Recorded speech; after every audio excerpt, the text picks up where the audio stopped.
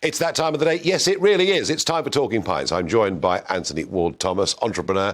Anthony, welcome to the programme. Thank you very much. Now, if we turn the clock back 40 years, we were both working for companies on the London Metal Exchange, and I stayed there for 20 years and then went on and did politics, but somehow commodity broking wasn't quite for you, was it? No, well, mathematically I struggled, but also my behaviour left a little bit to be desired. I was dismissed for taking my clothes off during the Christmas party, which was a blessing, really, because it opened the door for me to actually explore something completely different.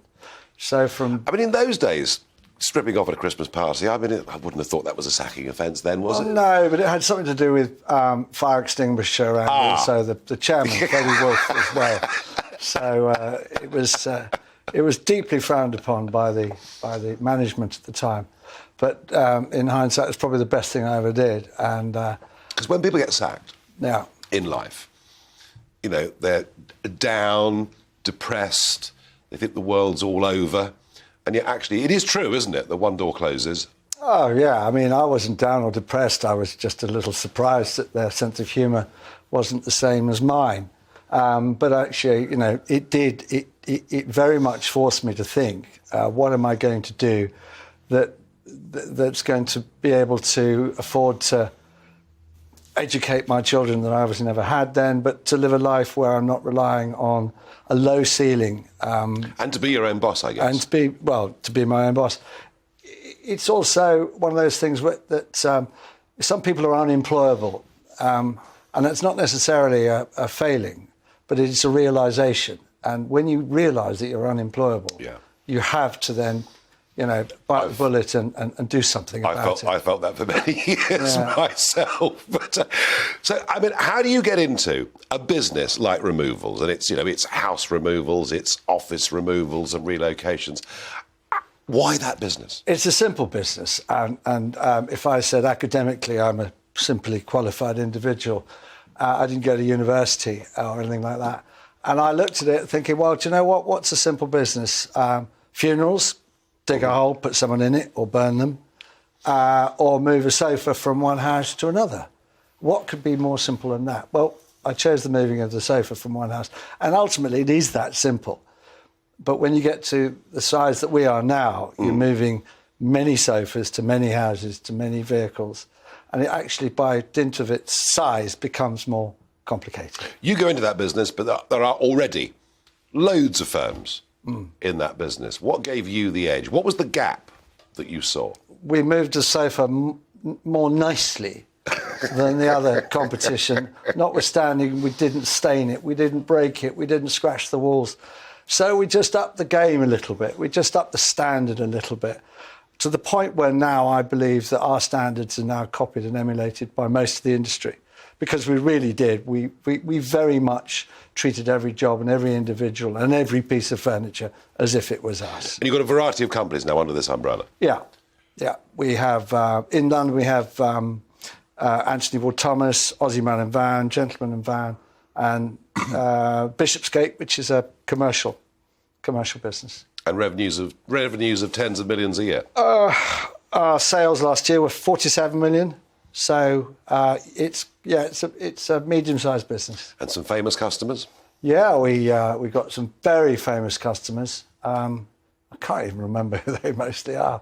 Oh, Piers Morgan being one of them. Oh, there you are, the competition. Yeah. And Boris Johnson, one of your firms moved as well. Boris Johnson, and the Archbishop of Canterbury. Right. Which was a nice move.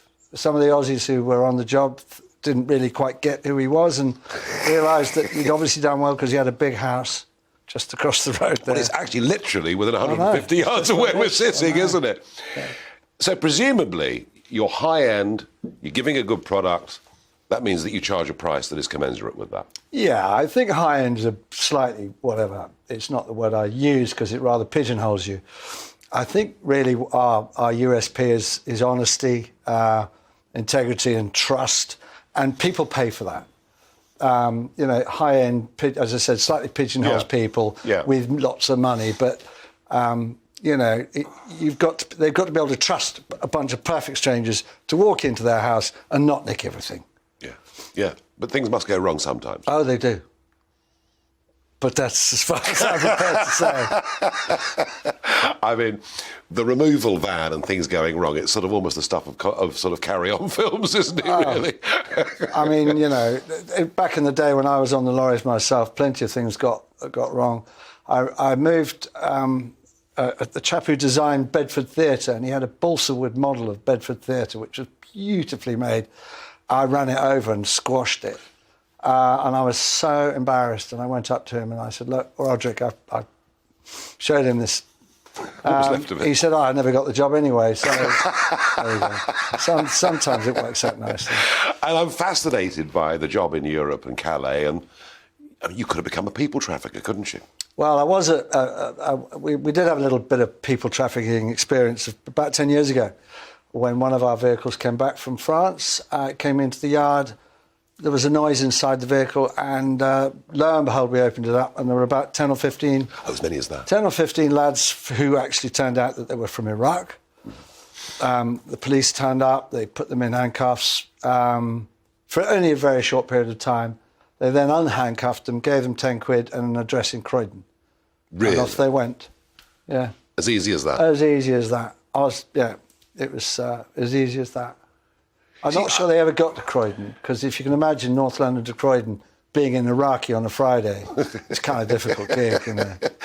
It just shows you the scale of what's going on out there is probably bigger than any of us realise. And yet you could have faced significant fines for that, couldn't you? Those came in a little bit later, where the drivers were held responsible for their and they are now, aren't they? And they are now, and they're slightly more vigilant in checking their loads. But on this particular instance, the lorries came back, the padlocks were all on, the backs of the lorries were all locked up, so we still don't quite know why they came in. Yeah, no. But the idea that the police turn up and off you go, lads, is Friday. Just extraordinary. French let them in because it was Friday. Police wanted to get off, it was Friday. Croydon was closed because it was Friday. Goodness gracious me.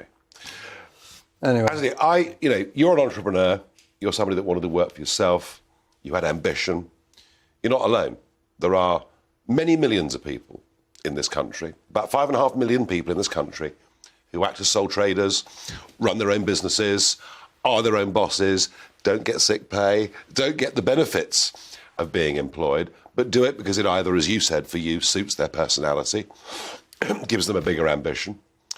But I'm just looking at the environment for people getting started on their own right now. We've got, in a few weeks' time, we've got corporation tax going up significantly.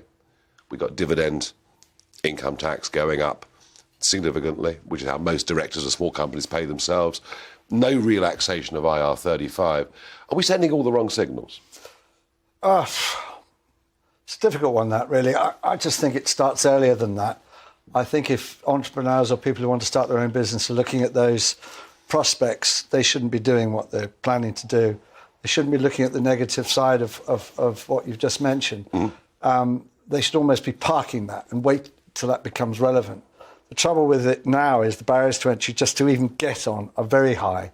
Because for the sake of argument, if I had to do my own business now that I started in 1985, the cost of vehicles, the cost of licences, the cost of HGV, operating base, professional competence exams, etc., etc., etc., I would never do it if I knew what was involved. I just never would. And I think that puts off a lot of people. Yeah. A lot of people. Yeah, it is difficult.